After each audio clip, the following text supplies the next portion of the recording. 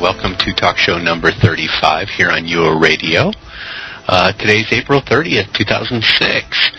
I'm going to welcome my guest today and my co-host, of course, Viceroy, in a second. And we will be having Town Drunk join us as well. Small panel today, but I think we got some good topics that we can talk about.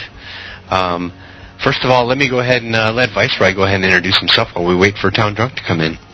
Sure thing. It's great to be here and everything. It's Sunday afternoon, and I'm glad all the rain's out of here in Texas, and I hope it is for the rest of the part of the United States for the most part. Still waking up here, so kind of fuzzy as usual. Typical Sunday for Viceroy. Also got a special guest, somebody I admire over on Seas Perilous, Huggy Bear of the Wakayama clan. Go ahead and introduce yourself and tell us a little bit about yourself, Huggy.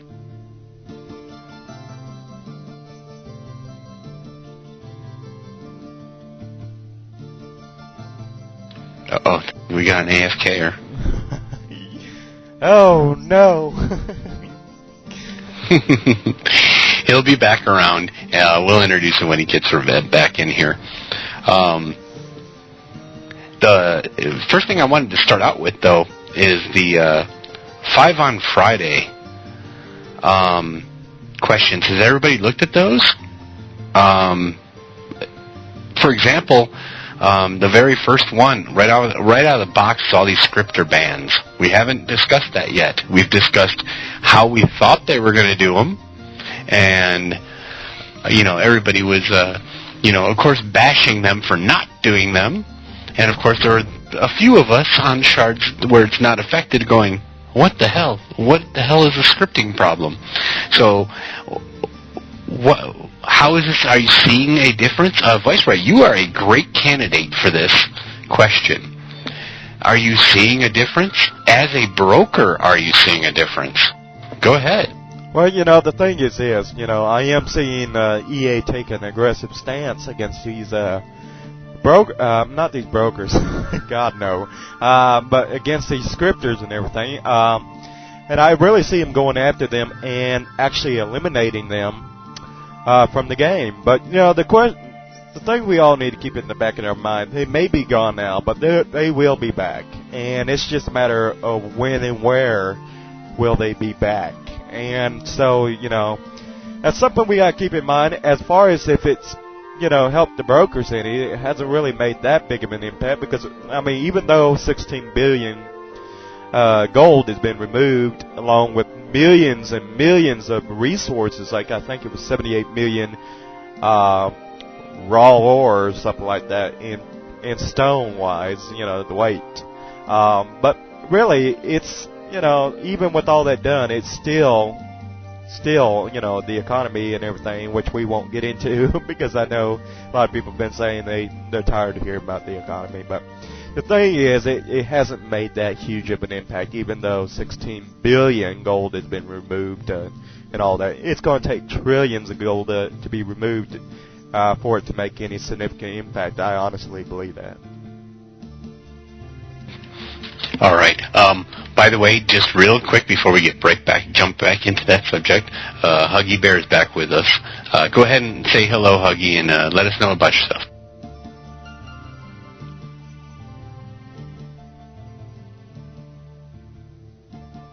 Go ahead.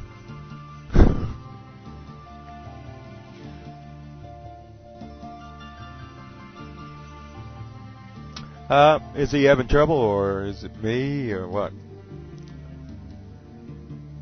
No. Can't hear him. Nope, I can't either, but... Anyways, let me just emphasize a little bit while we get him figured out and everything.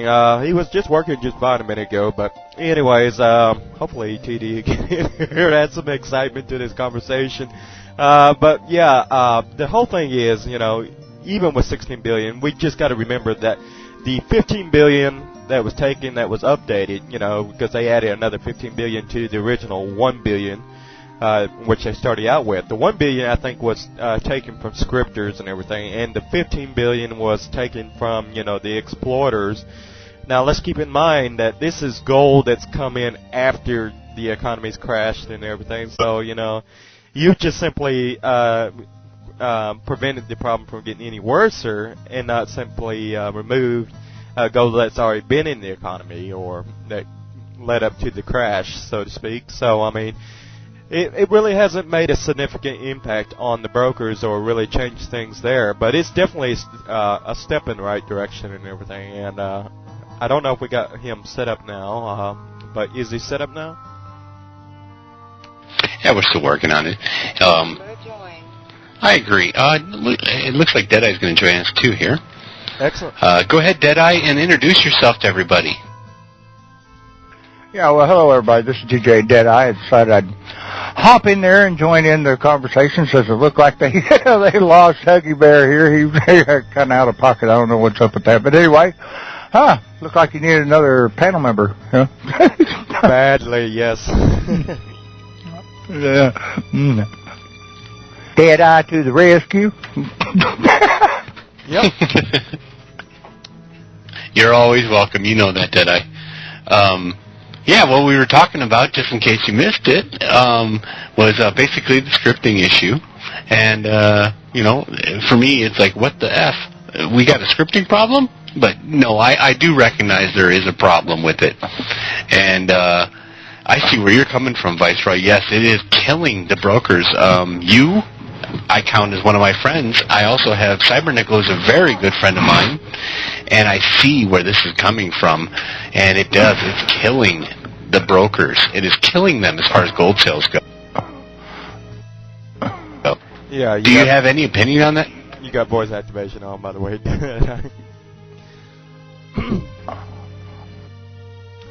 Newbie. Nobody in Here's the down. opinion. Yeah. I don't know.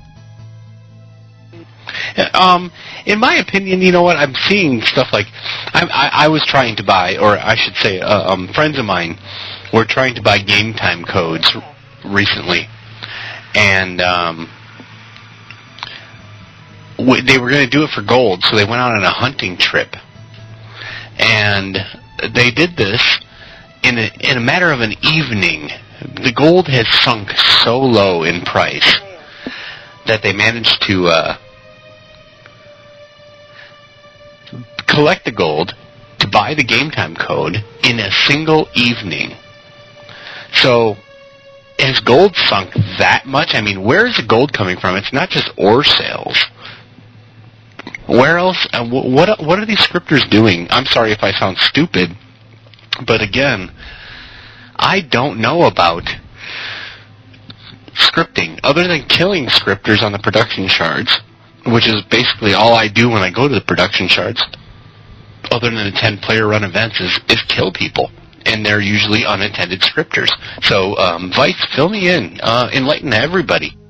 Sure, the whole economy issue is pretty much stemming from the lack of gold sinks, first of all, and also from the scripters being in the game, and what they're doing, the scripters, and I've actually been observing them in multiple different places, is that what they would be, for example, farming, high-end spawns, so like, for example, Ice Fiends. They'll be spawning the Dread Spiders. They'll be, camping the demons, and they'll be, going out there AFK mining, and smelting it, and then converting it over to, I think it's heater shields or something like that, shadow heater shields, and then selling them to the NPCs. And since the NPCs don't have any gold limits on how much gold they have on them or anything like that, because they removed that a long time ago, I think about 3 or 4 years ago.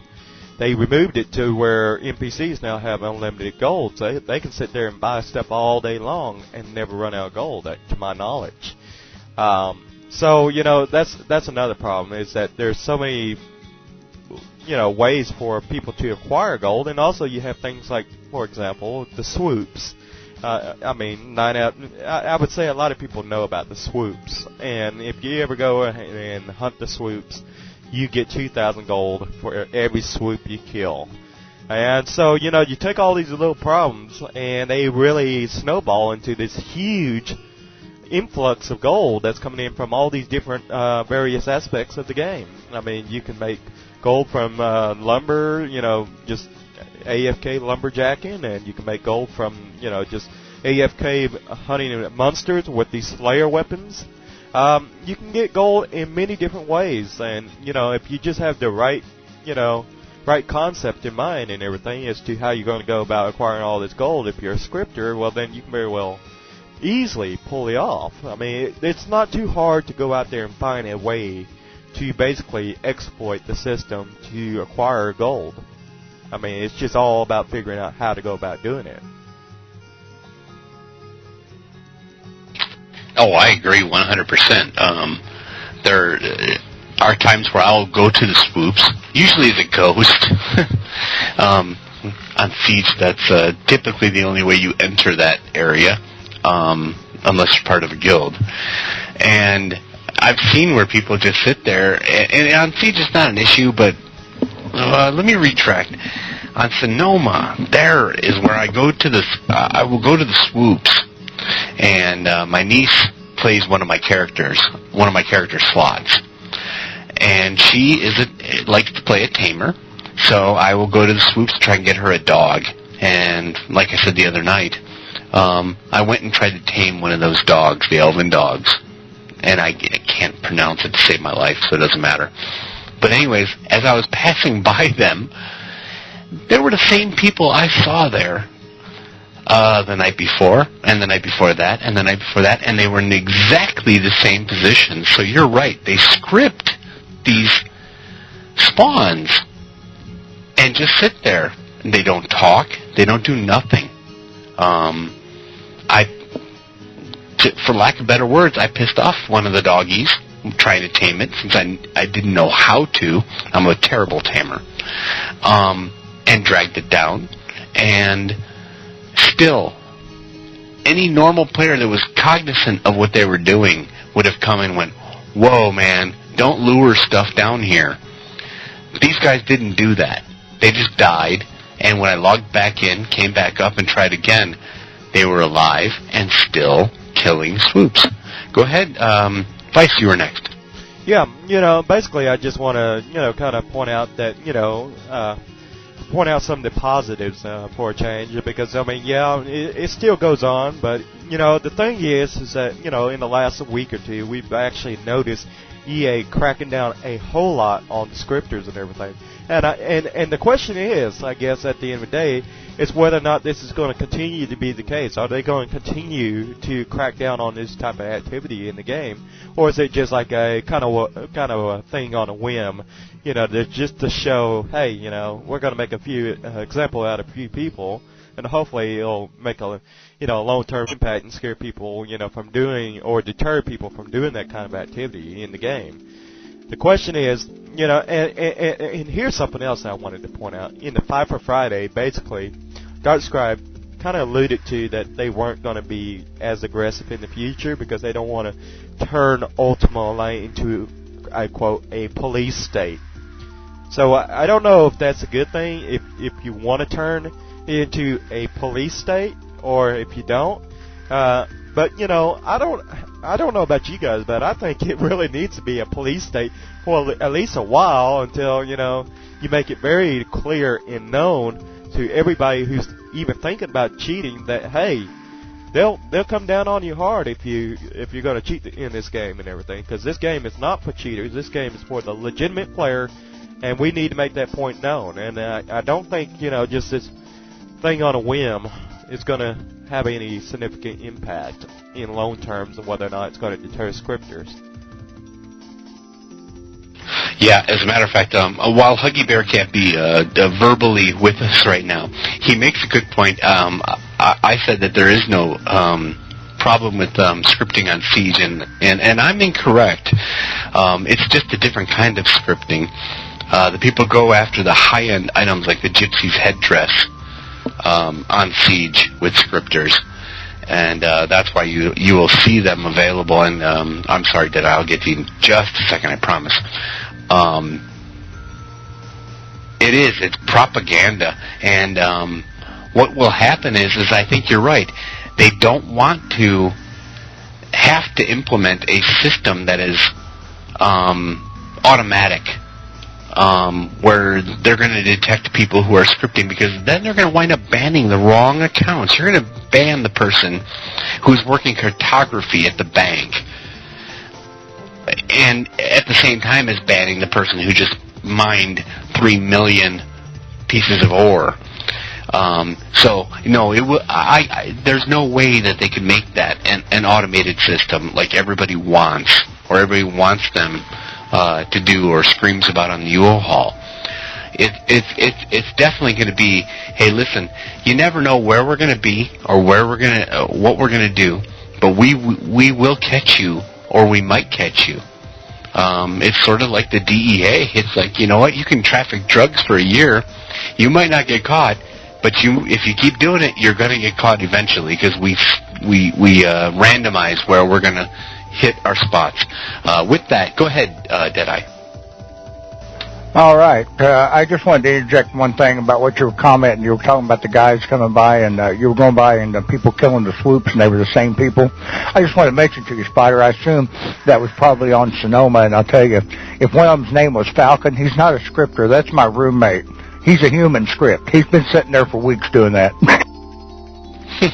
No, he wasn't one of them. This is always late at night when I've done that on Sonoma, going to train, trying to tame one of those doggies for my niece. She's the only one that really plays my tamer character over there. But I contacted. None of them are gilded, of course, or they don't show their guild tags. And I, just like on Stratix, I'll keep the same policy, just out of respect, and won't name anybody. But it's always the same names there, and they never respond. They never say hello. And you know what? I can go on the Pacific and do the same thing and see the same type of people doing that stuff. So, yeah, the swoops or the swoop rather, is definitely scripted, just like the Dread Spiders were before ML came out. Go ahead, Viceroy. Yeah, I had a question. You basically said something about an automated system where it would basically get those who were working on cryptography, and as opposed to those who were out there mining millions worth of ingots and stuff like that. I just wanted to get a little bit of clarification on that, because my question is, do you think that if somebody were to script cryptography, do you think that would be okay, as opposed to somebody scripting, resources or something like that? I just want to clear that up, because it came across as, that you were kind of suggesting or saying that maybe perhaps scripting of cryptography would be more acceptable and okay than the scripting of resources. Me personally, if that's, I just want to make sure that I didn't understand that wrong, but if that's the case, I don't think any scripting of any skill is acceptable, whether it's tedious or not. I don't think I don't think that should be any exclusion from the rule of being banned. That's just me personally, and I wanted to get some clarification on that. Right. Oh, I agree. And at being a pretty much a lifetime treasure hunter. And when I say lifetime, I meant the lifetime of UO. I've trained cartography, probably a bazillion times, as well as lockpicking before they took out the random number generator.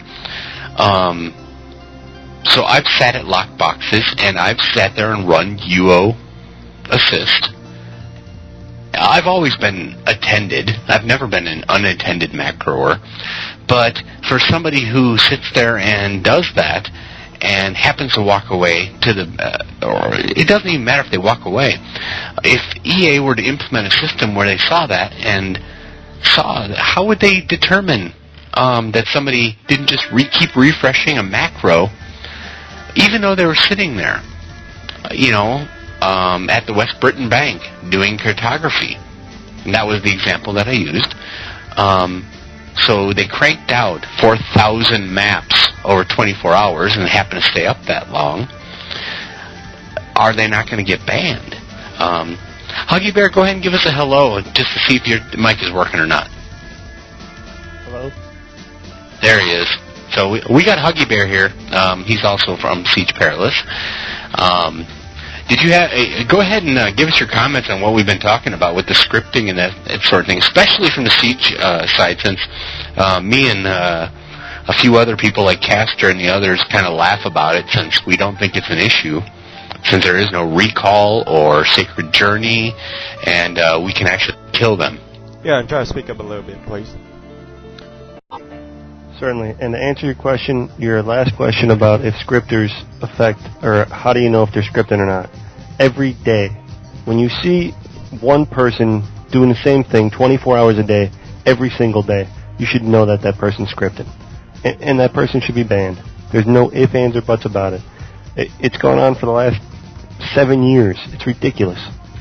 And Siege, it's even worse because you see high-end items like Gypsy's headdress sell for $4 million on Siege, and you see the same people selling them every week.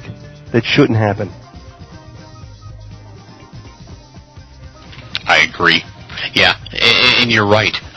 There are several high-end items on Siege, because on Siege, you can't. And the only thing you can script that's worth anything, and I'm sure Huggy will back me up here, is cloth, because we can't buy that from the vendors, and people love the cloth for band-aids, for clothing, etc. And so, as far as Siege is concerned, we laugh about it, saying, "Okay, it's not an issue; it doesn't ruin our economy." But in the end, yes, it does. $4 million on Siege means $8 million on the production shards, and that's a lot of money. Go ahead, Tom Drunk.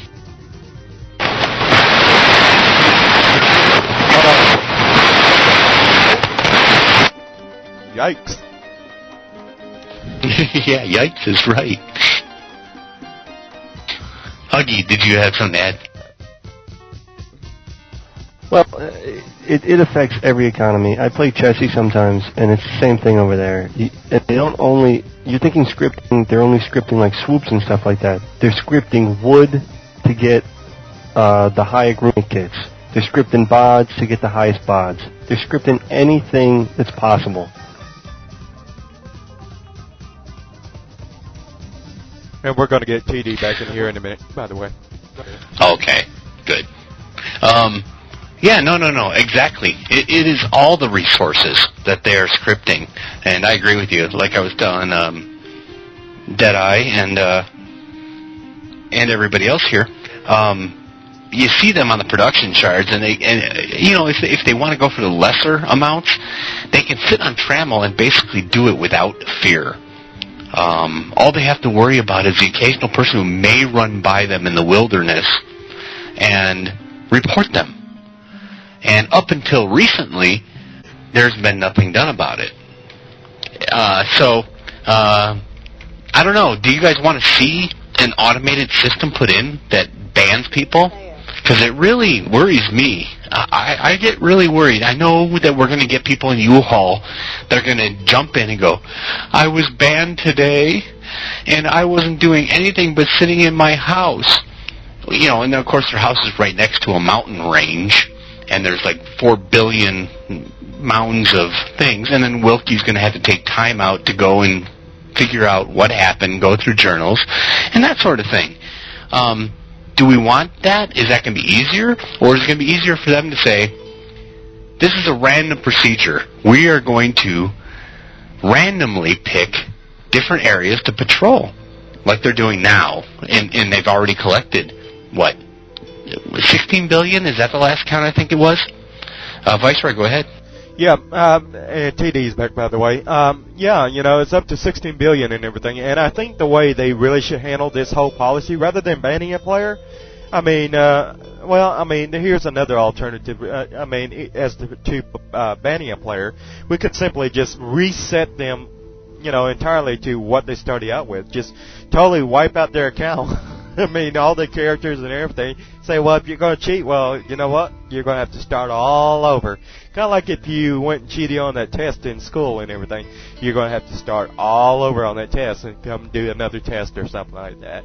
And I think maybe if they're trying to preserve the revenues and everything at the same time, without, being heavy-handed with. I mean, it's really a question of whether or not they want to be heavy-handed with these scripters, or if they want to, take a different approach. Because it sounds to me, by Dart Scribe saying that he doesn't want to make this a police state, he definitely doesn't want to take a heavy-handed approach. That's what I got from it, at least. So I'm kind of curious, I really think we ought to have an automated system because a lot of people script unattended in their houses. You can't ever go in their houses to check on them. So I mean, I don't know if it's right for somebody or a player to actually go into another player's house to see if they're AFK or not. Also, but it happens, and it's a real fact of reality that it really does happen, and people do script in their houses because now you can't even go in the houses. You bounce right off. So, I mean, what's the best place to script if you're trying to work up a skill other than the house? So, I mean, I see a lot of people doing that in UO. I mean, I go walking by a house, all I hear is, somebody working on alchemy or somebody working on inscription or something like that, or somebody working in blacksmithing inside their houses. And I can't go up to them and confirm or anything like that. But hey, when I hear nothing but banging, banging, banging, no moving inside the house or whatever else, I mean, I don't even know. But I would imagine that there is cases where this does happen, and I would like to see an automated system. I agree. I just hope there's some sort of leeway involved. Instead of this, because right now the way it works is there's a ban. You can protest it, but the bottom line is you're out of the game that minute. Or as soon as it's gone through the system or whatever. And you're out of the game until it's reviewed by the head GM or whoever. And, for example, on Siege, I was on my roof doing my Spirit Speak training a couple months ago. I wasn't even on my roof. I was on my friend's roof. And I got reported. And I'm sitting there going, I've been moving around. And they go, yeah, but that could be a script. And I got a 24-hour ban until they could review it, and I got back in the game, and it was all good. But I was just like, geez, all the person had to say was, hey, come on down. Anyways, yeah, the automated thing scares the hell out of me. Deadeye, you were next. Or, I'm sorry, Tone Drunk, you were next. Is the mic better now? Yes, it's much better. Go ahead. Okay. Don't know what happened. I just reconnected, so. Anyway, I was going to say about scripting. You old school guys talk about how they used to have no item properties on weapons. I'm not a programmer, but I wonder if there's a way that you could take skill properties off of skills and hide it and only go by titles. And I wonder how that would affect scripting by taking away the numbers and hiding the numbers from the client side. So that, when you're working your skill up, you're a master, you're a novice, you're a grandmaster, you're legendary, whatever, but you don't know what the number is, but does it really matter? I mean, it's just a thought. Ooh, the old days. God, I wish we could go back. I can't even count how many times a day I used to go to Marquee Dragon's vendor over on Sonoma when Sonoma first went live, and he would sit there with and I'd clear him out of katanas, a GM, exceptional leather armor every single day, to the point where he went, let me just buy your own house, and he gave me a little small tower, tiny little tower right near the crypts, and said, that way you are nice and close, and you can come by and do this, and I know to restock right after that. But I'd hear him banging away night and day. But it was him and his wife, so I gave leeway there. I wasn't going to say anything about scripting. Back then there was no scripting. We didn't even think about it. It could have been possible, though. Viceroy, go ahead. Yeah, and here's an argument over here in the IRC chat and everything. A lot of people are saying, well, about some of these repetitive skills, for example, like blacksmith and everything, and, how long it takes to, grandmaster blacksmith and stuff like that. My response to them is not to go out and use a illegal third-party program or anything like that. But my response is to take a break, go out and do something, for a while, and then come back and finish up with whatever it was that you was doing that's repetitive. Grandmaster Blacksmith is not meant to be achieved in one day's time. It's not meant to be achieved in just a few hours. It's going to have to be a skill that you have to work at over time. And that's the only way you're going to be able to do it realistically and be able to keep your sanity at the same time while doing so. So, I mean, the whole problem is that we have this mentality of gimme, I want it now. I don't want to have to go through this whole, inconvenience of having to work up to acquire something. I want it now. That's everybody's attention, and it shouldn't be. Everybody's philosophy or way of looking at things. And it should be about gradually working up to something, not about immediately acquiring something. And I think that's the problem that's with a lot of players. They want everything now. But that's and as far as banning goes and everything. I've heard a lot of different stories, especially against that. See, what I can understand, if they ban this guy from, for example, I think it was from hacks. I'm sure everybody pretty much here knows about hacks. If you don't, it was a guild over Atlantic that moved over to Lake Superior, but originated from Atlantic and everything, and they basically duped the hell out of it, Lake Superior, and then crashed the shard at the same time. They were supposedly all banned, but guess what? The leader of hacks, Golrath, he has been coming back to this game over and over and over, time after time again. So if they're banning these people, why are these people getting back into the game? People like Golrath, who are nothing but pure dupers and are doing nothing but trying to get an unfair advantage, whether it be through scripting or duping or something of that nature. How are these people getting back into the game? That's my question. And how can we stop it? That's a good point, and I know you're talking about with Golrath. He has also been accused of being the one behind the Puffy Codes, or whatever you want to call them, website, where they're selling the game time codes for almost half the price of what they're worth.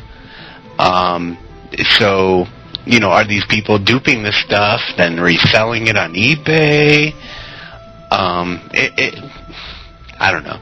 The whole idea of duping, scripting, etc. For me, in my average day, it doesn't affect me, but I can see where on the production charge where people have to go out and pay just an arm and a leg for stuff because of the duping that goes on or the scripting that goes on. Yeah, I can see where it hurts you, Will.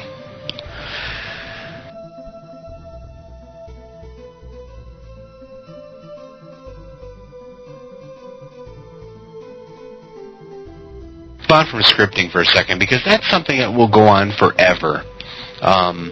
What I did want to one of the 5-on-5 subjects I did want to touch on big time, because this has been a huge subject this week. Has been the new target reticles. I'm sorry, I wasn't rectical. That's my new term for them, target rectums, because I hate the term reticles. I really do. I hate it. I hate that term. I wish they would just call it targeted cursors or something like that. And this is the reason I'm very happy to have Huggy Bear in here, because he's a very, very active PvPer. Good or bad, well, he kicks my ass all the time, but I'm glad to have him in here because I want to hear from somebody who actively PvPs from day in to day out how this is affecting them. I hear how it upsets people as far as opening boxes in their houses or targeting creatures out in the wilderness. But Huggy Bear, I want your opinion. How are you adjusting to this? And if you're adjusting well to it, let me know how. Go ahead, man. I just put the smackdown on your buddy Castor, so he thinks I'm pretty good now too, I think. But the reticles, I like the new targeting system. You can't not like it. It's very easy to use. I see a lot of I'm not getting attacked by my own guildmates now, because that's going to be a problem in the past. But target me, and that's really no good in the middle of PvP. But it's a lot easier to target, and it's a lot easier for you to call targets, and everybody hits the same targets because it has you can just see it a lot easier on who the actual target is. You know, I agree 100% with that. Even from my Tremie days, doing treasure hunts, everybody would be PO'd at me at the end of the day because I'd shoot arrows into people's butts when I was trying to target a poison elemental. And even more recently, during your own guild's events, there have been a number of times where I'd sit there and I think I targeted you and a couple of other people in the guild on accident. Because just horrible targeting, and it is much easier to catch this stuff. So while there are a lot of bugs, and I don't think we're going to see a fully functional system before the server-side publish comes through, I don't mind it. I mean, basically the worst case scenario as far as inconvenience goes is hitting the escape key. I think Deadeye was next. Go ahead. Yeah, well, as you know, some of you know, on Sonoma, I'm a dedicated archer. And I've been a leech and leech lord hunter for many, many years. So today, all this talk about the new reticle and all this kind of thing, targeting system, I went out and tested it on my favorite quarry just this very morning with the leech lords and everything, and I gotta say it worked out okay. Not too bad, took a little bit of getting used to, but you know, it made it a little clearer if I had multiple targets of which one I had to target, and I think I kind of like it actually. Yeah, I don't. Actually, I'm growing used to it. It's taken quite a few times, or a few days rather, to get used to it. I'm getting used to it myself. I haven't been out into PvP with it though, and I'm looking forward to that. And I think tonight will be the night to do that. Viceroy, go ahead and do that. Yeah, my whole take on the whole targeting reticle and everything, I've actually been playing around with it, along with the virtue system over there, the new humility quest over on Test Center 40, which I want to talk about a little bit later after this. But first, let me talk about the reticle and stuff. Pretty much the reticle that I've been enjoying about it is the fact that, you know, let's just say you're in a PvP match or something, or a fight, and they run behind a building. You sometimes lose track of where these people went or whatever, or if they're hiding behind a building, or if they're out of sight or whatever, and you just can't quite see them because they're behind this building. Yet you're being attacked by it. Well, now with the targeting cursor, you can now tell where at they're on the screen and everything. I mean, if they're attacking you from behind the screen, all you see is the direction it came from, but are you absolutely certain where the person is? And now with this reticle and everything, you can actually find them a little bit easier. Also, another thing is, the only one thing I don't like about it so much is the little brackets around containers and everything. I'm not sure if I quite like that part.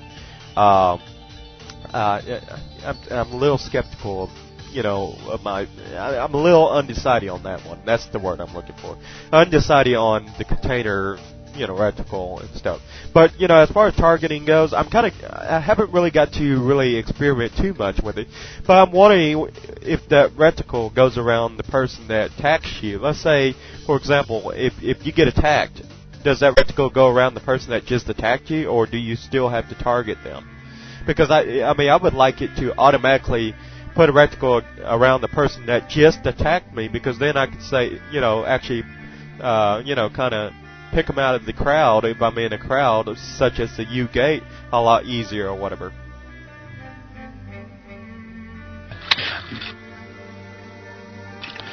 good point. For me, what I'm looking forward to is the fact that some of these people will go in wolf form or Kyrin form. Kyrin is not too bad, but wolf form and rabbit form, the ninjas, in other words, and being an ex-ninja, I know that it is an advantage because it's tougher to target or drag their paper dolls off.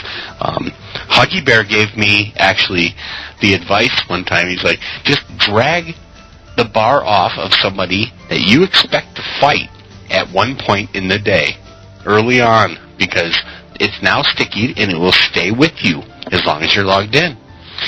And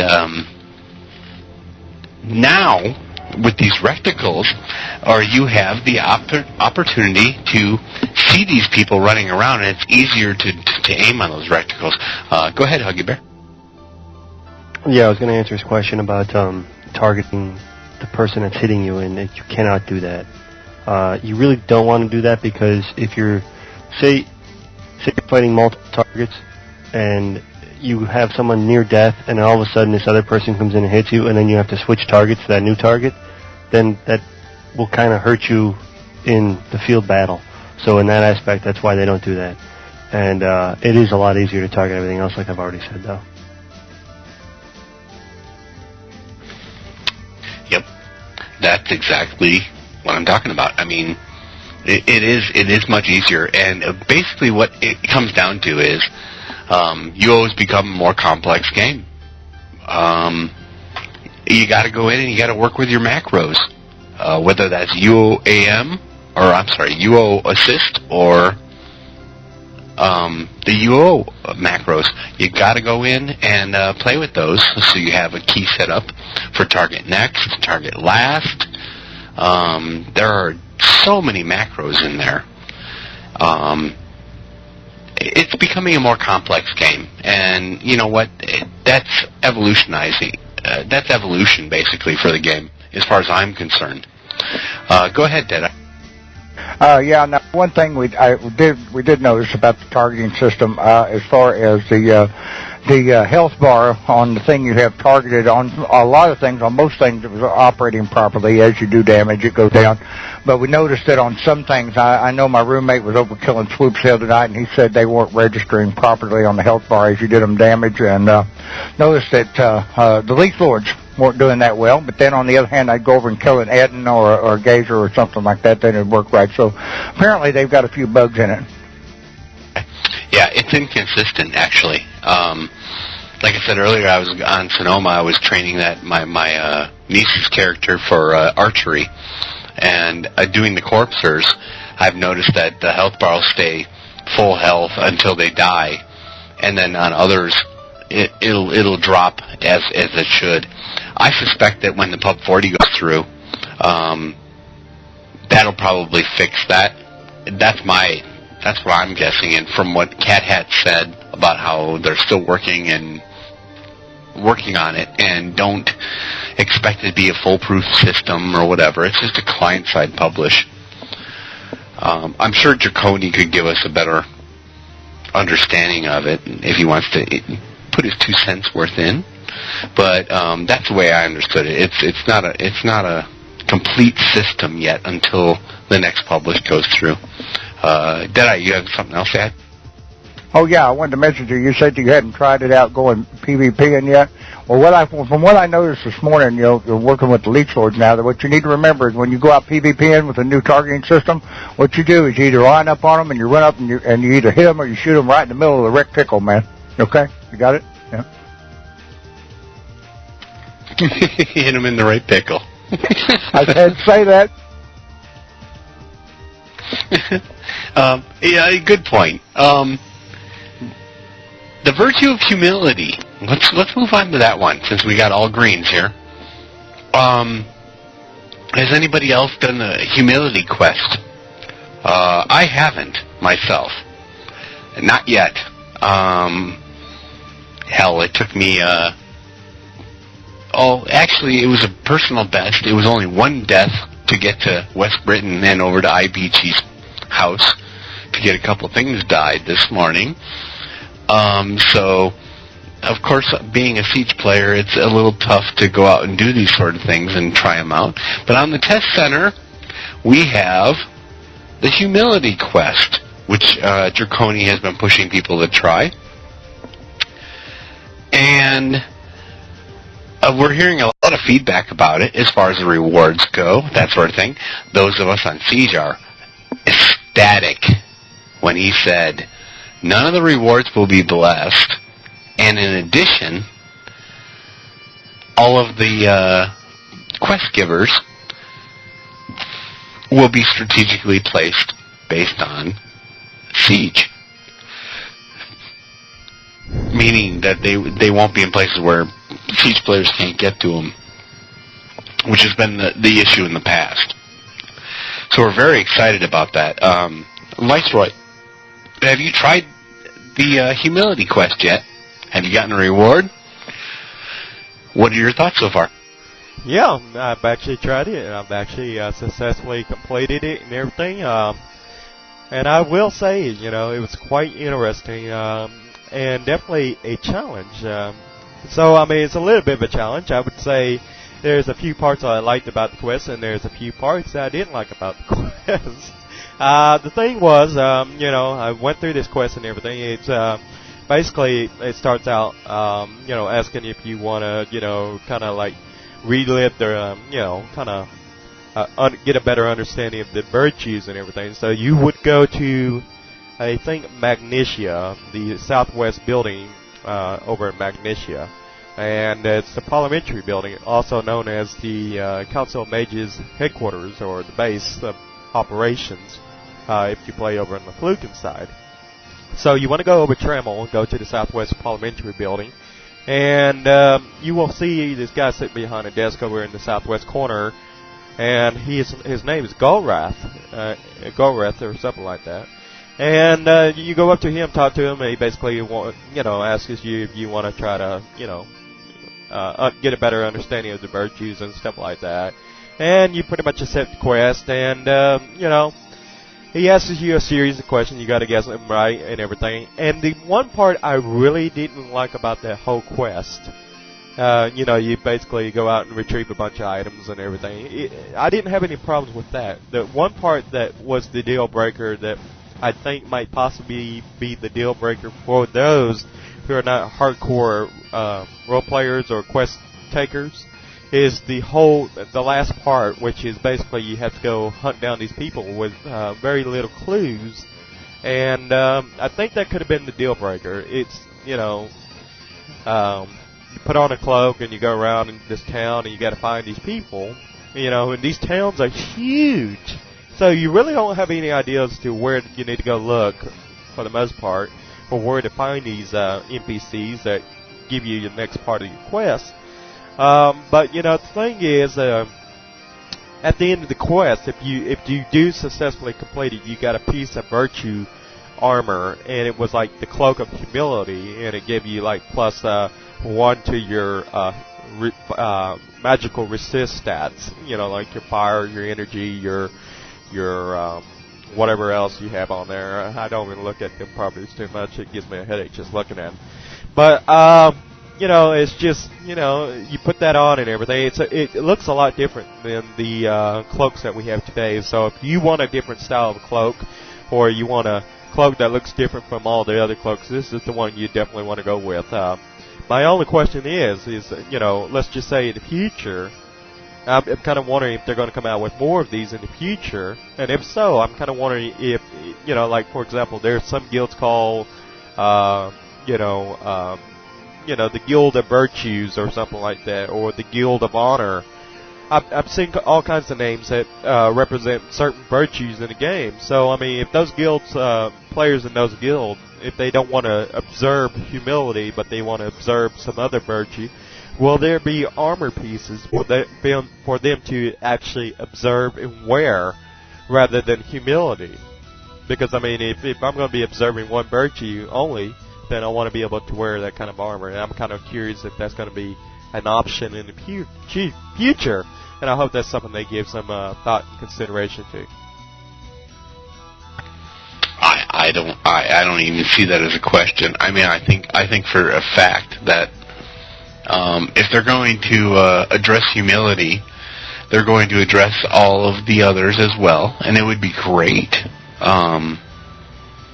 to see that actually happen. I was laughing because Draconi the other day was in IRC with us, and he was stating that he sees Magentia being the battleground for as far as Siege is concerned, and because that's of this quest, for example. So what I want to do is from a PvP standpoint, from a Feluca standpoint, because in Feluca it'll be the same way. Huggy Bear, do you have any thoughts? I mean, without giving away your guild's strategies based on the test center, do you have any thoughts on how you think how this is going to affect it, with the people scrambling around like ants to get their hands on these cloaks and shields? I really don't think so. I don't think that's going to be a problem on Siege at all. I don't see. First, I think it's in a guard zone to begin with, so you're going to run into those problems with guards. And Magentia is really not that fun to fight out of with all that stuff around it, that jungle. No, I agree 100%. But it is definitely going to become a battleground where people, because what's going to happen is these items that people are pulling, and Draconia said, they're not going to be blessed, not on Siege. So, with that said, people are going to be pulling them off them, or hunting them for them, which will be fun. To get off that topic real quick here, I don't think this is going to affect a whole lot of us, because I don't think a whole lot of us here, looking down the list of people here in the panel, I don't think anybody plays 3D, but 3D did not get any of the targeting rectums, whatever you want to call them. Does anybody here play 3D? I call them targeting rectums. I'm sorry. I hate the word. Quit that, Spider. Just stop it. I Okay, really hate it. Okay. And there were a lot of stuff in this last client patch that didn't get put through to 3D. For those who play 3D, I'll give you guys the opportunity right now. And Viceroy, you were first. Go ahead. Well, the whole thing is, I think they really need to make some kind of consistency, or they need to do away with one of the types of clients. But then again, you're going to have a lot of people yelling, saying, hey, I play 3D, I don't want to play the 2D and everything else. But, quite frankly, the 3D is not a 2D.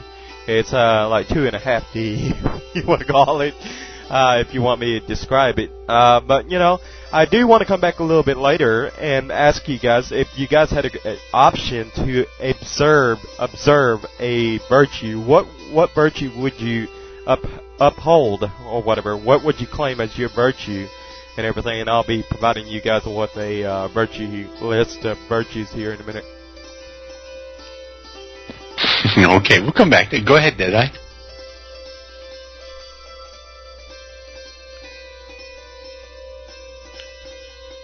Deadeye, you there? Yeah, I stepped away from the console for just a minute, and I've forgotten what I'm going to say, but I'll think about it later. I'm sorry about that. Running to grab them bears is a real bitch, isn't it? Yeah, well, somebody keeps cracking me up. What are you talking about? Target rectums? Okay. How about cheating? I want to talk about cheating in UO. I get killed on a daily basis. Huggy is one of those that has done that to me. Our guest here has done that on several occasions. I've done it to several people, including Deadeye here. Of course, that was many years ago. But cheating to do it Not accusing any of those people I just named. Never. I don't accuse any of them. I know better. I've fought with them. Cheating in UO, though. They're talked about scripting as far as collecting resources, that sort of thing. How do you think EA should deal with the forms of cheating, such as these third-party programs, the scripting? They're concentrating right now on resource gatherers, meaning they're turning their attention away, kind of like the Eye in Lord of the Rings. He's turned his attention elsewhere. How are they dealing with the cheaters who do this to PvP? Definitely want to hear Huggy Bear's opinion, but Deadeye, you were first. Go ahead. Yeah, well, in my humble opinion, when you cheat at any game and you achieve victory by way of cheating, you have achieved nothing. That's just part of a basic value system, I guess I personally have. And maybe that's something from, and you may be a little more familiar with it, since, I'm a little older than some of you. That's kind of the way, kind of how we looked at things back then. But, I don't think EA can really fix it, man, because, it reflects a, general, sign of our times is that, whether figuring out a way to cheat and gain something is considered cool these days. And I think therein lies the problem, because EA can't do anything about it, because it's kind of like stepping on ants, You just can't get them all, Yeah, no, I agree 100%. By the way, just let everybody know, if you're not in the IRC chat, get in there. You can go there by going to UORadio.com. Click on the IRC chat. On the left-hand side, you'll see instructions to get in there. Viceroy is currently posting links for all the virtue descriptions. And as far as what you said, you're right. I get mowed down. Most of the time, I just write it off as I suck at PvP. I enjoy it, and Huggy Bear will say that 100%. I have nothing. I'm laughing my ass off when I die, but I have a blast making the attempt. And so I'd like to hear his opinion, because he was next. Go ahead, Huggy. Personally, I think they made a mistake when they allowed UOA to be allowed UOA to be used on UO. And I think that was the biggest mistake they made, because that involves... Because now you can use UOA to do scripts, and that's what most people are doing. You don't need another third-party program. They use a modified, or they use the same version of UOA. They just run scripts off of UOA. If they left UOA out and installed the proper programming like UOA has, like the ability to drink pots without having to click on it, the ability to do some other things, if they just put those into the game to begin with, or they found out, oh, this is better, why don't we add these into the game? If they added them into the game when they should have, you wouldn't have the problems they have now. And that's where I think their biggest problem is.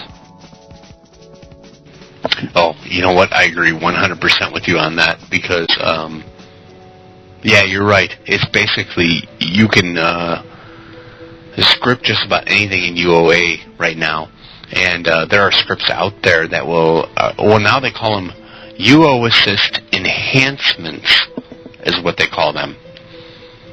And they're linked off of numerous broker sites, which really stinks.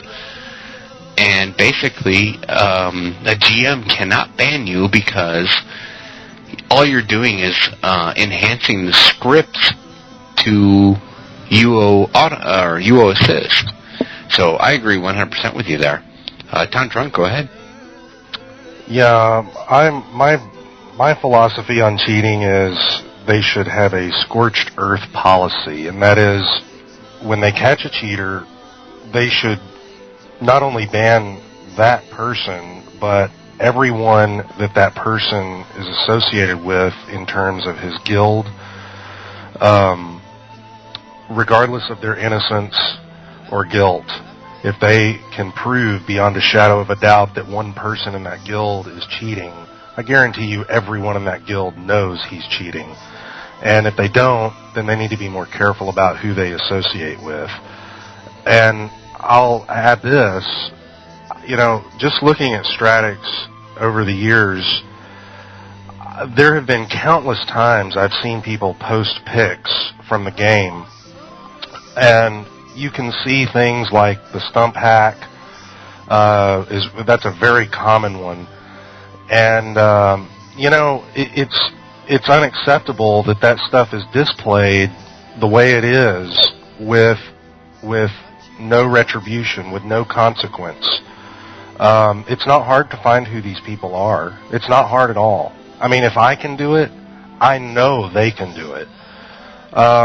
They just choose not to. Maybe it's a money thing. I don't know. But I think that it went like with this guild, this latest guild that they got, Hacks. I thought it was great. They banned the guild. And you know what else? I think they should ban the name Hacks forever. No one should ever be able to use that name. Just erase it from the UO universe. And they should do that with all guilds and cheaters. Erase their name forever. Yeah, no, I agree. I mean, Hacks, that's kind of a no-brainer if you think about it. That goes back to what I was babbling about the other night. It makes no sense that these people go and do this stuff. Whether it's duping or... I can't even remember the example. What was the example? Somebody went and posted on the U-Haul that there's a new hack out. You can tack 200 points to your skills and run around with 900 skills on your template without a problem. He cut off the top of it. He cut off the bottom of it. He cropped the whole damn thing. And, I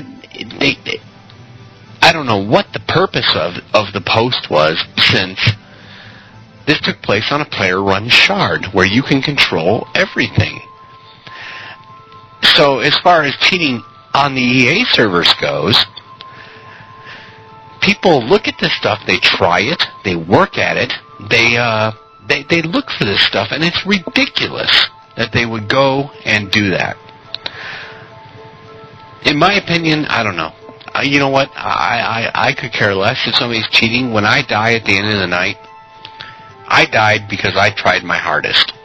I did my best, or I did my worst in most cases. And I go and I resuit up at the end of the night. Let's see what's going on for our other topics here. I wanted to get into the quest here. I knew the quest. Is anybody else here actively participating in this I knew the Crone quest? Are they hunting down I knew? Are you guys looking to figure out what the puzzle is, or are you just waiting for the quest to pop up and go kill whatever spawn is happening? As a result, is this basically going to be the replacement for the EMs who, and I hate to let the cat out of the box, but they still haven't gotten their contracts yet. I'm sorry. Enu, yes, that's the way to put it, Chaconi.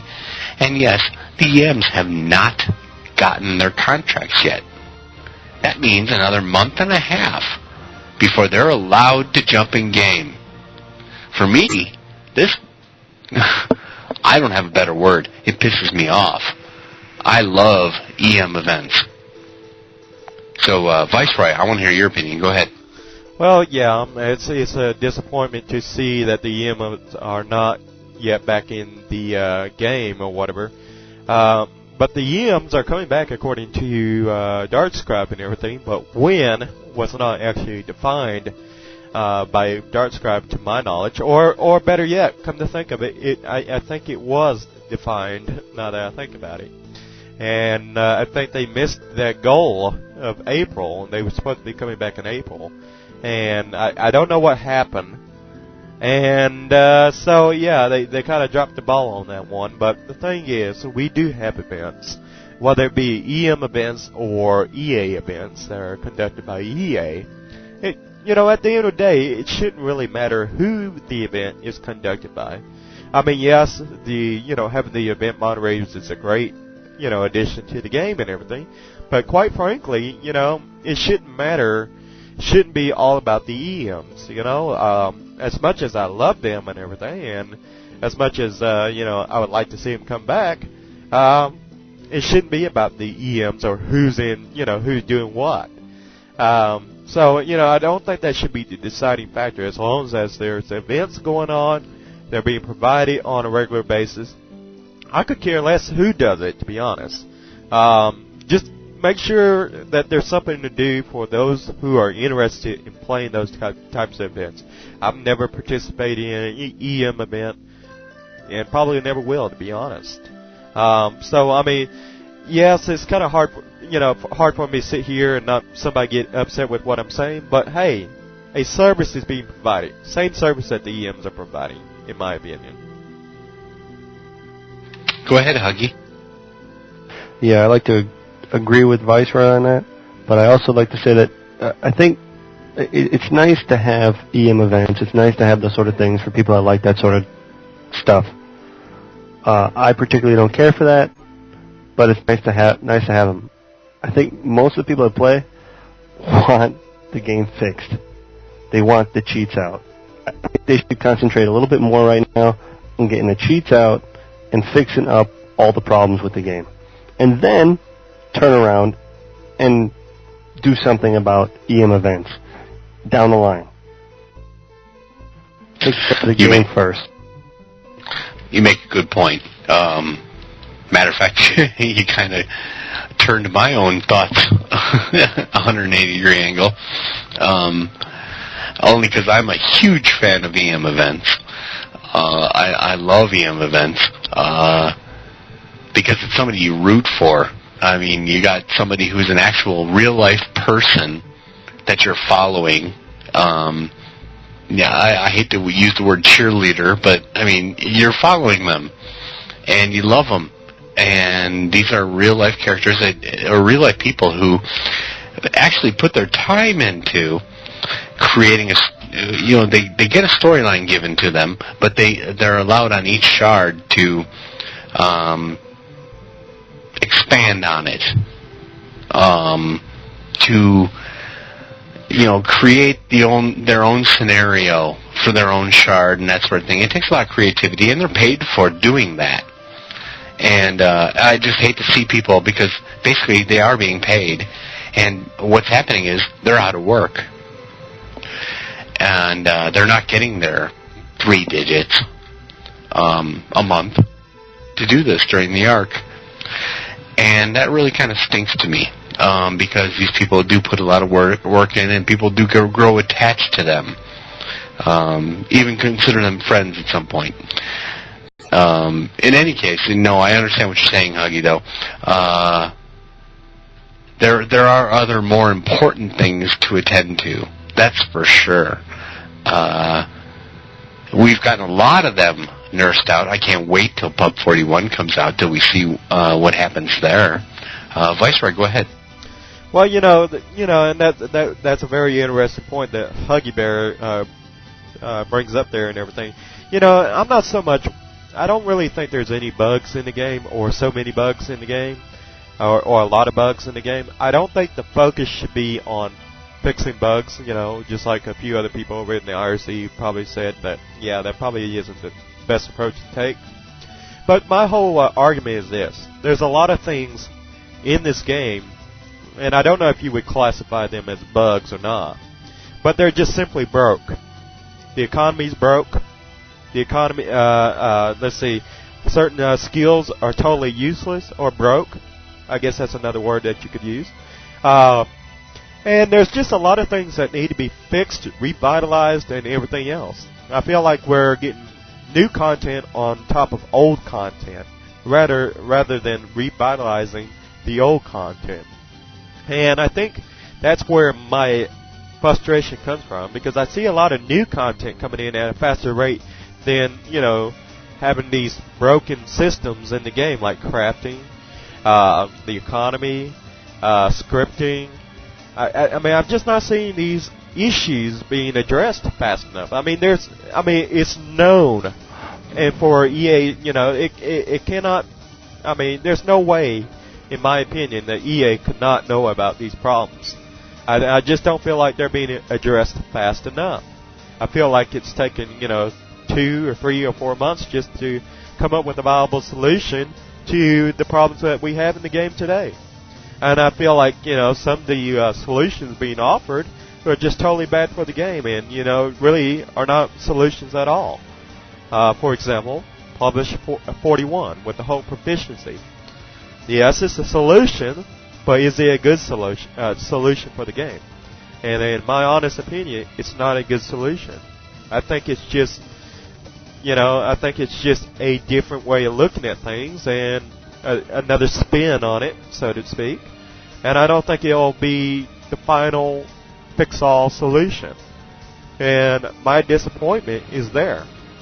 So, I mean, I would like to see something that's, even if it's going to hurt, for EA to implement whatever changes that they're going to put in with 41, I just want to see it to be a solution that's going to stand the test of time, and not have to be something that we have to look at every year as we add in more items with the expansions and everything else. Because that's exactly what is going to happen when we get 41. Yeah, and as far as Pub 41 goes, the way I look at it, Vice, is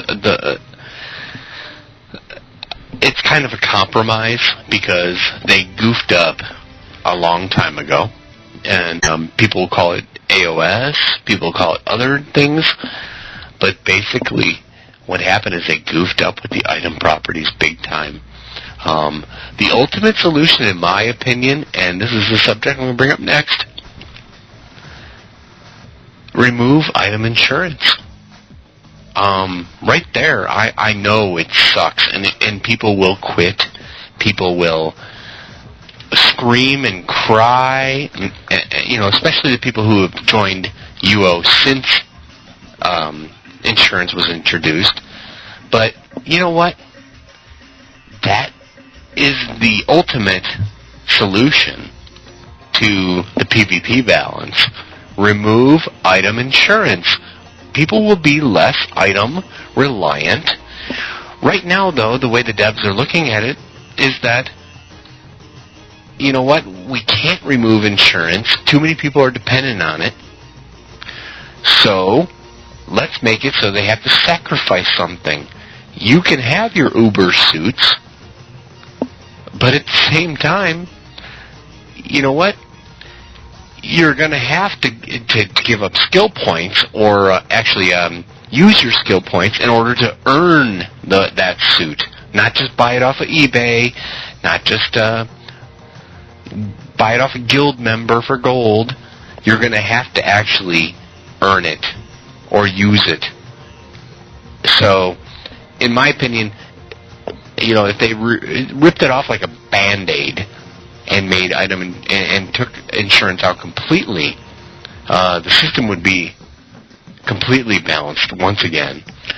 And I think that would affect the economy huge too, and bring the crafters back. Go ahead, Viceroy. Really, I think a series of things are going to have to happen for the economy to ever even have a chance of getting back on track. First of all, I mean, yes, item insurance is a step in the right direction. The removal of it is the removal of item insurance is a step in the right direction. But I think it has to be a lot of things in conjunction with that needs to be removed. First of all, we need to remove item properties. That's something I firmly believe in because I just feel like the old system of doing things were a lot more simplistic, a lot more easier for the new players and the returning players to the game could best understand. Also, in addition to that, it will revitalize skills such as item identification, it would revitalize item identification, arms lore, stealing, and everything else. So you need to remove item properties, you need to remove item insurance, you need to remove repair deeds, You need to, let's see what else off the top of my head that needs to be done. And you need, I think I've already said remove item properties. But those are some of the major points that need to be addressed because, that's right now that's holding things up. And I don't think we'll ever quite see the perfect solution, with proficiencies or anything else like that. I mean, they're going to have to make some drastic changes, and it's going to be disliked regardless of what they do. Proficiencies, it's already being disliked by tons of people. I can tell you, the current system we got is disliked by a bunch of new players. So I mean, I think that they really need to look at their stats and see what their retention rate is for keeping new players around, and see what their retention rate is for returning players, because I guarantee you it's probably not very high. And that's just a guess. But if I was to quit back in 1997 or any time before AOS and I was to come back to the game now, I don't think this is the game for me. Currently, it's not the game for me, and this is not the game I want to play for another 2 to 4 years from now. This is not the game I want to continue to play. So, I mean, if there's anything to take away from that, take this with you. I don't want to continue to play a game with item properties 4 or 6 years from now. It just will not happen. I'll quit before I do that, because I'm just not happy with the direction of the game, and I want to make it known so that, hey, at least I can say, hey, I gave you guys a chance, and, and I can feel good about it at the end of the day, that at least I put it out there on the table. Yeah, good point. And Triconi over here in the IRC chat made a good point. They are just caps that are being put on as far as proficiencies go. And they're basically, what they are is you have to have the skills to use these things that right now any player can come in and use this armor or equipment that they just throw on. As Town Drunk mentioned in the IRC chat as well. Faster casting or faster cast recovery. Tie it to a skill. It require magery. If you don't have magery, why the hell should you be able to have FC1, FC5, or whatever it is, or faster cast recovery of 3? Why should you be allowed to use that item and still get the benefits if you don't have the skill to use that option? And I agree 100%. I think you should be able to. I don't like the proficiency system. It's more math for me, as far as I'm concerned. But I'm with Viceroy. I wish that there were no item properties, period.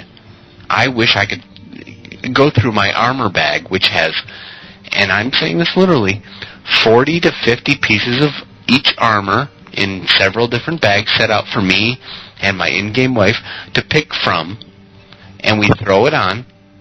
I don't want to have to go through all of 40 going, okay, this is going to set up this suit so I have the max for fire resistance when I'm in vamp form, and this is going to do this.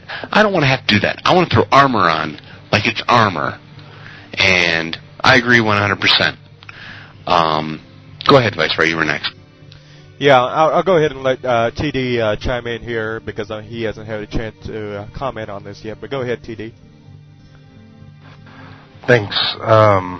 I was just going to say that about that faster, what I said in IRC, it's more than just tying stuff like faster casting to skill. It's all skills should be that way. This game should be about this game should focus on skills, on the character, not on what the character has, in terms of items. So, what can this item do for me? No, it's what can I do as a character with my skill.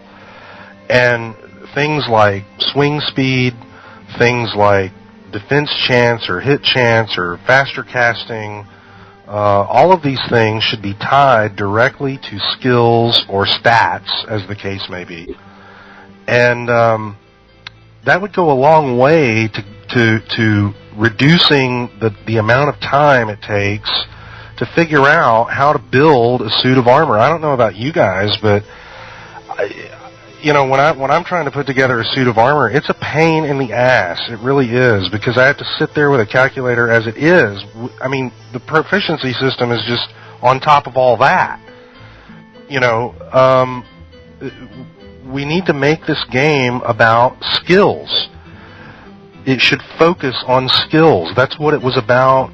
That I'm assuming that's what it was about. I wasn't around at the beginning like some of you were, but that's what makes the game different. Because if I want to change my character, if I don't want to be a mage anymore, I can go out and work the skills necessary to be whatever I want. Now, as it is, I can be a mage and throw on the necessary equipment, and all of a sudden I'm a warrior. I mean, really, think about it. That's what's going on. Get rid of all the junk, man, and make it about skills. That would simplify so much in this game. Yeah, I agree. I don't know how many times I've gone out and fought against somebody that I know I could beat down. I know I can, because my skills are way above theirs, and I know my talent is above theirs, and I still get laid out. Only because they can hit me for so much damage, or they can hit me twice as fast, or they can hit me with an extra strike of some sort of... It doesn't matter. I agree 100% with you, TD. It's unbelievable the way it is item-based right now. And I spend a lot of time doing the same thing as you were just saying. I go in my house, I suit up, but when I suit up, I have to pick through every piece of armor to make sure that I have at least 50 resistance. I have to make sure that I have the right jewelry on for faster casting. It's nuts. I shouldn't have to do that. I never had to do that. Like you said, way back when, there are many of us who just ran around naked with a weapon. And it was all about talent. It was all about moving around the screen at the right times, coming in and striking, and knowing when to back off. And it just isn't that way anymore. And I can't fight that way anymore. I am the worst PvPer on Siege right now. The worst. Self-proclaimed. Because I have no clue what to put on. And I stink. Go ahead, Viceroy. Well, the thing is this. Let's just look at all the things Ages of Shadow has screwed up in the game. Because, really, we need to compile a list of things that Ages of Shadow has done to the average player. First of all, it totally destroyed item identification. Also, it destroyed arms lore. It also destroyed stealing from other players, which are all play styles. We also need to recognize that it also hurt or badly hindered role-playing on many different shards, such as Atlantic.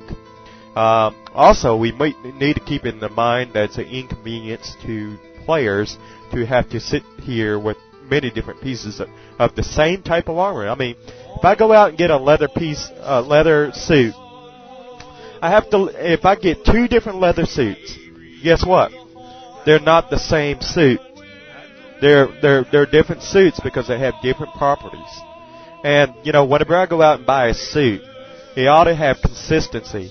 And if they were to keep item properties, then, they should have stayed with a consistency. For example, whenever you have leather suit, you have, this consistency with every piece of leather tunic. If every leather tunic was the same, then yeah, item property just might have worked. But the fact that each leather tunic that I come across has a different item property assigned to it, that is where the problem lies, because now I have to examine each leather tunic to make sure that is the leather tunic in which I want to wear on me. And so, I mean, that's right there is an inconvenience. There's no consistency here with item properties or each particular type of item. So we really need to and either way you go about it, it's going to be harsh. You either make consistency with all the items that are in the game, meaning every piece of leather tunic that's in the game all have the same properties, or you do away with the item properties and go back to a system that was very simplistic. Personally, I would much rather see the simplistic system where we go back to a pre-AOS type of armor and weapon system. Because right now, this is just not working for me. And if they want to continue with this for another 2 to 4 years or whatever, I'm not going to be here to be a part of it. Because right now, I'm barely playing the game as is because of item properties. Because, I mean, like for example, I got really excited about 2 or 3 months ago when we interviewed a guild over on Europa called the Baronship of Code. And I was just thrilled that they were all wearing the same outfit. You know, they were dressed up uniformly, meaning they had all shadow plate on and everything. And it really looked good from a role-playing point of view. But the thing was that, you know, each of them had different properties on those suits of shadow armor. Yeah, and you can no longer do that with role-playing. You can never quite get dressed up in a uniform when you're role-playing as guards or whatever, because then you have to be worried about, well, what is the drawbacks to wearing this piece of armor? You know, rather than there being consistency across the board. Well, you know, wearing shadow, I think you're more prone to ice damage or cold damage. So, I mean, it's stuff like that that really has hindered role-playing from a lot of different aspects, because no longer can I put on a shadow suit or my guild to, you know, look, you know, uniformal and consistently dressed up the same, because now we have to worry about cold damage. We can't no longer dress up the way we want to look or come across or appear for our role-playing purposes. When role-playing purposes become hindered by game mechanics, then, you know, I think player choices should supersede game mechanics. And right now, game mechanics are dominating player choices, or severely limiting player choices. And that's the problem we have with a post-AOS system. I hope I made a great argument, because, I mean, I really hope folks at EA will take this seriously and take it to heart. No, and you did. You made a great argument. I know your argument and my argument kind of clash a little bit. We've discussed it in the past, as a matter of fact, on several different talk shows. In my opinion, I'm all for the rip the Band-Aid off, take that insurance away. Let it. It's fine if you have insurance on Trammel. That's great. That way, if you die to a spawn, you don't lose your stuff. But if you're going out and battling each other, other players, there is absolutely no reason that I can't pick that piece of armor off of you when you die. There is no reason for it. You chose to engage me in combat. It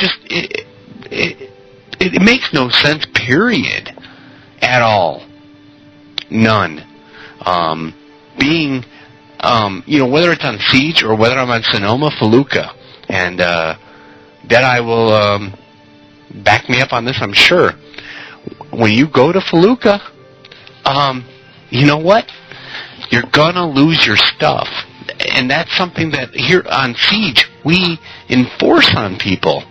When they first come on board, we tell them, you're gonna die, you're gonna lose your stuff. We need to remove the insurance, in my opinion, and that would be a quick fix for all of this. That way people won't run out with, I've got double digits on every single resist on my armor. If you want to go hunting, hunt on Trammell. And farm your gold or whatever. It would balance so many things out if they would get rid of the insurance. I have no idea where this insurance thing came from in the beginning. When I first came back to the game after taking a huge break of 2 years, 1 year, and I found the insurance gump, I was just stunned that I could spend money out of my bank, because I had millions in there from treasure hunts. And it stunned me. Wait a minute. I can pay money to keep my stuff. What happens to my friends? The crafters I'm talking about, who supply me with my armor every day. And every day. Anyways, for babbling, Deadeye, go ahead. Yeah, I just wanted to expand a little bit on what you said about, you made the comment, you tell people that when you come to Felucca, you're going to lose your stuff. I want to clarify that in case there's any newbies out there somewhere. Don't misconstrue that to mean that the minute you're going to walk into Fel, you're going to die and lose all your stuff. It depends on where you go over in Felucca, okay? Where the PvP is going on, like on Sonoma.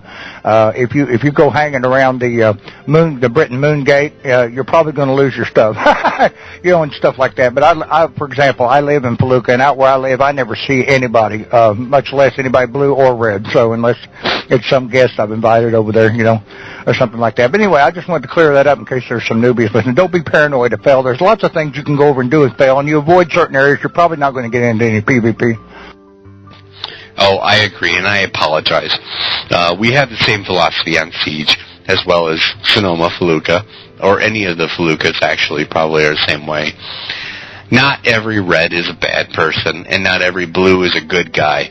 Okay, that's a great philosophy to have in your head for any newbies or living out there, or listening out there, rather. You're not going to get dry looted the minute you die, and most people don't want your newbie armor anyways. So it is Deadeye makes a good point, and I apologize. If you die, you'll not always get looted, but expect the worst, hope for the best, is what I always use. At least on Siege, and sometimes on Felucca, on Sonoma. In most cases, I usually come back to my buddy and find most of my stuff, and they just have taken enough to take me out of the battle. Go ahead, Viceroy. Yeah, and here's something else I like to argue and everything. And here's why I'm kind of unhappy with the game. Post AOS, I have not PvP'd. That used to be one of my favorite pastimes. Why do I not PvP? Because guess what? I'm not going to go spend 60 million gold for an outfit just to be able to PvP. I'm very stingy with my money. I've worked hard for my money. And I'm not going to go out there to spend 60 million gold on just a pastime where I do, every so often. Back in the old days, pre-AOS and everything, it didn't cost me no 60 million. It didn't cost me thousands and thousands upon gold just to replenish, my losses or whatever. If I went over to Felucca and I died and lost and got dry looted, for example, it cost me only a few thousand K to simply replace all that stuff I lost. Whereas if I go and die in Felucca today, I'm going to at least pay 3,600 gold for just insurance. I think that's what it is. For just insurance, just to insure every piece of armor I got. And let's just say I don't have enough gold in the bank, and I do end up losing one of those items. It's going to be a multi-million-dollar weapon that I lose. And quite frankly, I lose one of those weapons, that is going to turn me off faster than you can probably, spell it out. And also another thing is, I have not had the opportunity to visit much of this new content that EA has introduced into the game, because once again, I need to sit there and piece all this armor together, just to be able to go and, visit these places. For example, I haven't visited the peerless bosses yet. Nor am I going to until I have something that's more simplistic. That, you know, if I lose my armor or whatever, or if I die, don't have to worry about it. Or, you know, just something that I can easily throw on and go and visit a peerless boss for a change. I can't go out and just visit these places anymore. I have to think about what am I willing to lose and what am I willing to spend. And quite frankly, I'm not willing to spend 60 million gold to go visit these places. So, I mean, I'd love to go visit these peerless spawns and everything and see what it's all about and all the hoopla. But, you know, I'm not going to do it under the present system. No. So, I mean, if you want to introduce me to this new content, you're going to have to give me something more simplistic, something that's going to give me more of an opportunity to actually go visit all these different places. I mean, I used to do it more so pre-AOS than I have post-AOS. You know, and I don't have any reason to go out and spend 60 million on any high-dollar weapons. I don't want to do it. And it's not going to happen. No, you're exactly right, and you touched a soft spot with me. My alliance, a number of guilds, which are all small guilds, allied together. We're all learning to do champ spawns. As a matter of fact, just recently, we're learning to do them. We have no clue what we're doing. We know that we have to do so many kills. We watch the candles, this sort of thing. But when we go in, we're suited up to do our best. And it sucks because we're sitting there working with each other. Okay, you need this Gorgat, you need this, you need that. And eventually, as we get closer to finally doing our own spawn, we get raided. Because of the ghost cams, two of us, me and Kat actually, have 120 spirit speak. So we see these ghost cams there, and we know we're going to get raided. But you know what? It really bites because we put these suits together to fight Spawn and not the Raiders. Because the Raiders coming in are going to have much better suits, much better weapons. It really stinks. You know what? If everybody was on the same ground or the same playing field, it would be so much more fun. So basically all we do is sit there and wait to die. And hope that, you know what? We sit and hope that everybody's asleep, drunk, whatever, and don't raid us that night. And we go and do champ spawns, and the only thought in our head is, are these people drunk or asleep? Let's hope it's one or the other. Otherwise, we might have a fun night. So far, we haven't had a successful champ spawn. And it really, really stinks that it's all based on items. That's my opinion. I think the last topic that I wanted to touch on before we close this show up... let me look for it here. The client patch. And this is probably going to... This last client patch that came out, people are talking about it crashing their system. Or at least crashing the client. Well, let me go into IRC chat, because there's some people chatting in there real quick. Let's steal a few ideas from there first instead. Can I make a quick comment based on some conversation? Go ahead, Viceroy. Go ahead. You know, there's a lot of conversations going on, you know, about how, you know, for example, you know, you just should. A lot of people say, well, you should just, you know, go out there and grab a piece of armor and just throw it on and have a good time. Well, guess what? You know, I would love to do that, but guess what? That used to be. See what I think a lot of people are misconstruing. Pre-AOS, I could do that. Post-AOS, I can no longer do that. Because now I have to sit there 5 to 15 minutes prepping, and if I don't want to die and get one hit by a peerless monster and die and hit the floor, well, then I need to sit there 5 to 15 minutes examining all these different pieces of armor and weapons and put it on, and all this stuff is better than crafted weapons and everything. So, I mean, I have to actually go out and either go hunt this stuff for myself, or I have to go buy and pay out the butt, for this good stuff, so I don't drop in one hit from a Peerless monster. So, I mean, that's the difference between now and pre-AOS. I could just throw on a piece of armor and forget everything else and go have a good time. But I can't now. I got to think about whether or not I'm going to drop in one hit from a Peerless monster or not.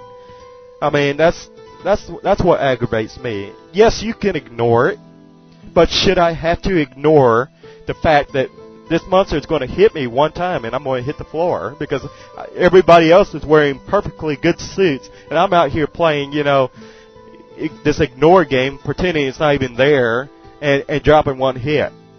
Yes, I don't go to a dungeon to play as a ghost the whole time I'm there. I go to a dungeon in hopes that I'll live at least more than 5 seconds. I mean, if I go to a dungeon and I die in one hit, there's no point in even going at all. Oh, I agree 100% there. Oh, man. I can't imagine.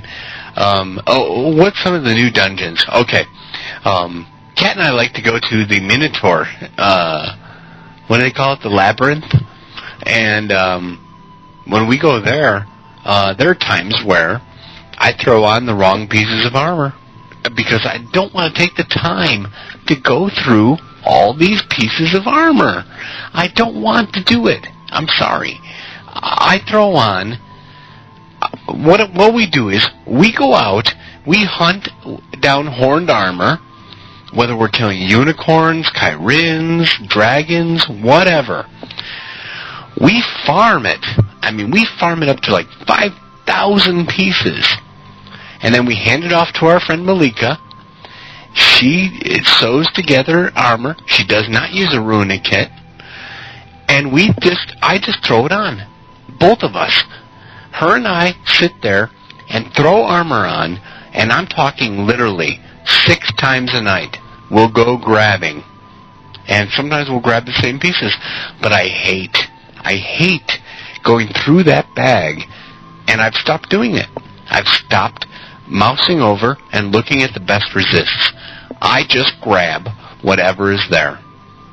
I take whatever's there. I don't even look at the resists anymore.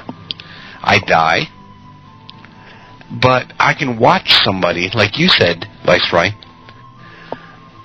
I can watch somebody come through and clean up the whole spawn by themselves because they're wearing stuff that they will not lose.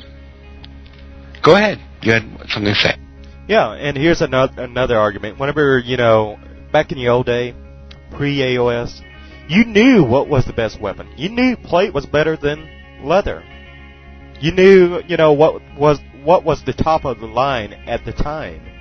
You knew what you needed to have. Just by the name of it or by the look of it, you knew it was something good.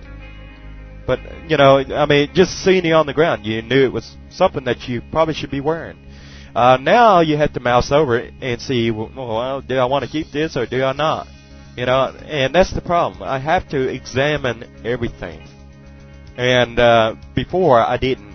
I knew that, the plate, it made me, gave me better protection, but it also made my dexterity a lot less. So, that's the problem I see post-AOS is that I have to examine everything. Whether I want to keep it. There's no consistency. So there's, off the top of my head, I can see a piece of plate tunic, for example. I see a plate tunic. I don't know if that plate tunic is better than this barbed leather or not unless I mouse over it first. I shouldn't have to, I should automatically, when I see a plate tunic, I automatically should know, hey, this is going to offer me more protection than that barbed tunic over there. And, I should be able to know the cons and the pros and the cons of every piece of armor. And that's what I used to know pre-AOS. Now, post-AOS, I don't know any of that. I have to examine every piece of armor or item that I have on. I shouldn't have to do that. Shouldn't. I mean, I shouldn't have to spend 5 to 15 minutes out of my time, just looking over everything, that I want to put on. And God forbid you have a chest full of 125 items. There are, of different varied pieces of tunics that you have to examine for the best piece to put on. Because that's what's happening. I mean, used to you could sell a set of armor, like a leather piece of armor or a studded piece of armor, and it was same as the other piece of bag of study armor. There was no difference between the two, unless the only difference was back then was GM and non-GM armor, or magical armor and GM. I think you had 3 tiers. You had your non-GM, you had your GM, you had your magical. Okay. It was a lot more easier to understand, and if you came across the magical, you knew that was the best, and then the second, the norm was GM, and then it was the non-GM.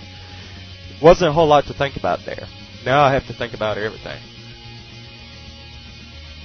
Exactly. I couldn't tell you how many times I've sit there and cussed while I'm going through my jewelry chest to throw on the best jewels to get back into a fight. Deadeye, before we wrap up today, go ahead and give us your thoughts. Yeah, there's one thing that's always bugged me about the post-AOS system when it comes to armor. You can craft far better leather armor than you can metal armor. Since when on this earth is some critter's hide better for protection than a piece of steel? All right, let's get real, people. One of the things I liked about what they've done recently is they made the people with bows and archers quite a bit more powerful, which I think is more realistic speaking, because let's face it, in medieval times, a bow was a state-of-the-art weapon. It was a reach out and touch someone weapon, and it was to be feared because it was reasonably accurate in the arms of a trained archer, in the hands of a trained archer. So, I like realism in the game, but this deal where you cannot come up with metal armor that can anywhere touch the leather armor. This is very backwards in my mind. That's always bugged me. Well, the same thing goes, and I agree with you, but the same thing goes for, somebody wearing a full plate mail suit. How are they getting hit for 50, 60 points of damage by an archer? I mean, come on. Not every archer can hit that chink in the suit of plate mail every time. Every single time. And they do. But they do. Go ahead, Viceroy. I just quickly want to chime in here. Really, I think the deterrent to archers should be shields, because, the shields could deflect arrows and everything. And I think that really should be the kicker in situations like that. I think archers should be feared. And I think shields ought to be the primary deflector for arrows and everything, because they can deflect arrows. So, that's why people had shields back in medieval times, because they was trying to deflect them arrows coming at them. Go ahead, Deadeye, real quick. Actually, they do work for that. Actually, you will do far better against an archer if you have a shield, because you deflect some of the arrows. That does work in the game, actually. Sometimes it does, yes, but depending on what they're doing, or what they're using and what special move, it depends. There's so many tweaks that need to be done. In the end, though, this does need to wrap up our talk show for today. Viceroy, did you have anything to add before we wrap it up for the day? Yeah, actually, we're going to try a little bit something different come next week. What I'm going to do is I'm actually going to try something incredibly different for a change. I'm actually going to invite the community here over at UORadio and anybody else that's out there who come later download the talk show or whatever, and actually come and participate in the talk show next week with us. You can sit in here in the TeamSpeak with us, or you can just come over here and just listen or whatever. Whatever you want to do. If you want to just listen or you want to actually participate, we'll fill you in on all that. And so, I would like to include more people in on the discussions and get more feedback from the Ultima Online community. And I want to try that. I want to give it a try and see how it goes. So starting next week, we'll probably start doing that. And hopefully we'll have a lot of people coming in. I'm looking forward to it, actually. The idea of having all of you come in and talk like a town hall scenario is going to be great. And I think it's going to be a huge boon to the UO community. And it's a great idea, Viceroy. I'm looking forward to it. Yep. So, with that said, let's go ahead and wrap up today's talk show here on April 30th, 2006. Talk show number 35. Everybody have a great evening.